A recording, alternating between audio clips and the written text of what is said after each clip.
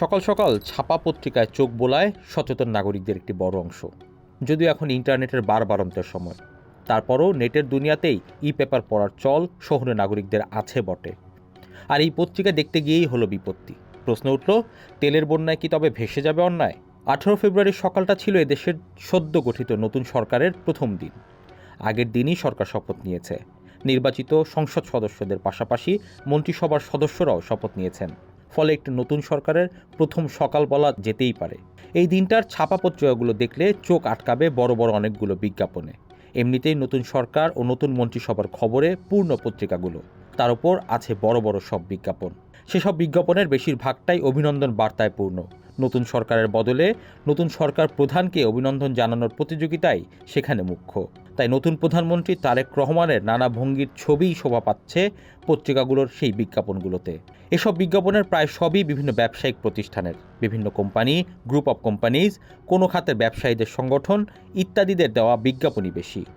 প্রধান প্রায় সব দৈনিক পত্রিকারই প্রথম ও শেষ পৃষ্ঠাতে এসব বিজ্ঞাপন জলজল করছে।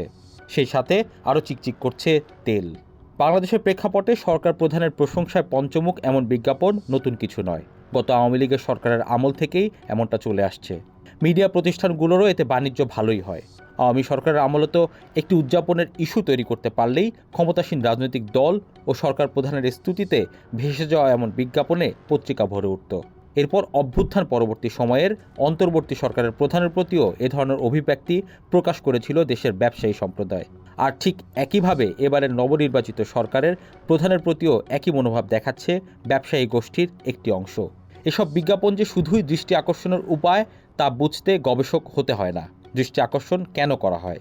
এই দুনিয়ায় ঘনিষ্ঠতম ব্যক্তি ও পারিবারিক সম্পর্ক বাদে আর কোথাও উদ্দেশ্য ছাড়া কোনো কাজ হয় না। পুঁজিবাদী সমাজে তো আরও না। ফলে সংবাদপত্রের পাতায় কারি টাকা খরচ করে যখন বিভিন্ন কোম্পানি বা ব্যবসায়ী গোষ্ঠী বা সংঘ অভিনন্দন জানানোর জোয়ার বইয়ে দেয়, তখন বুঝতেই হয় যে উদ্দেশ্য আছেই।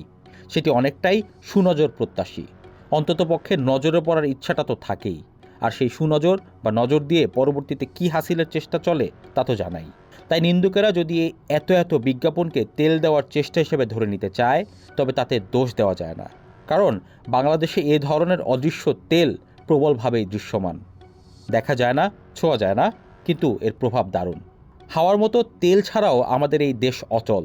একটি গাড়ি ছাড়া যেমন চলে না, তেমনি এখানকার মানুষের জীবনও চলে না। হাওয়ার মতো তেল ছাড়াও আমাদের এই দেশ অচল। এটি ছাড়া যেমন গাড়ি চলে না, তেমনি এখানকার মানুষের জীবনও চলে না। তেল কোথায় লাগে না বলুন? প্রাত্যহিক জীবনের নানা ক্ষেত্রে একটু কায়দা করে বেঁচে থাকার জন্য আমাদের তেল দিতে হয় নাকে মুখে। আবার ভাজা পোড়া খেতেও তেল খরচ হয়। ওই তেলের দাম যদিও একটু বেশি, মর্জি মতো ওঠানামা করে।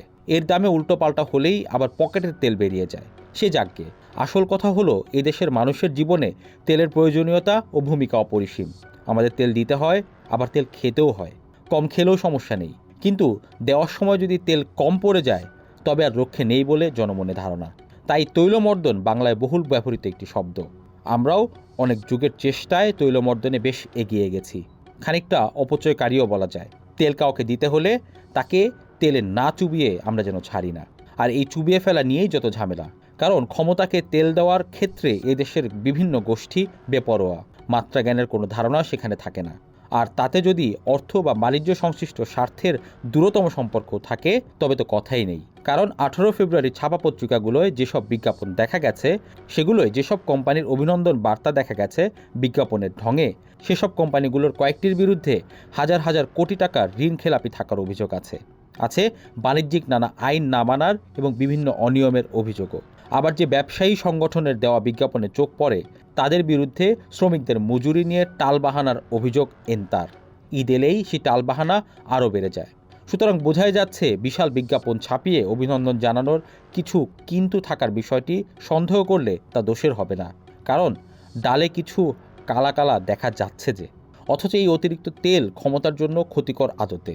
এতে ক্ষমতা উঠে পড়ে এক পিচ্ছিল পথে। তাতে পা পিছলে পড়ে যাওয়ার আশঙ্কাও ততোধিক। তেলে পা পিছলে ক্ষমতা হারানোর তরতাজা উদাহরণও আমাদের দেশের প্রেক্ষাপটে সাম্প্রতিক অতীতেই দেখা গেছে। অতিরিক্ত তেল তাই মানব শরীরের জন্য যেমন ক্ষতিকর, তেমনি অত্যন্ত ক্ষতিকর ক্ষমতা ও সরকারের জন্য। তেল থেকে দূরে থাকার পরামর্শ তাই আমাদের দেশের যে কোনো সরকারের জন্যই সংবিধিবদ্ধ সতর্কীকরণ। কারণ এ হলো পচা শামুক। আগের কোনো সরকারই অবশ্য এই সতর্কীকরণ থেকে শিক্ষা নেয়নি পুরোপুরি, তা রাজনৈতিক হোক বা অরাজনৈতিক। এখন নতুন নির্বাচিত সংসদীয় সরকার যদি অতীতের ভুল থেকে শিক্ষা নেয় অবশেষে, তবেই মঙ্গল। তা না হলে সেই আগেকার মতোই অতিরিক্ত তেলের বন্যায় সব অন্যায় হয়তো ভেসেই যাবে, বিস্তৃত হবে। তখন আর দেশে ন্যায়ের শাসন প্রতিষ্ঠা হবে না। যদিও সেটির জন্যই এদেশের নাগরিকরা বারে বারে নির্বাচনে ভোট দিয়ে আসছে।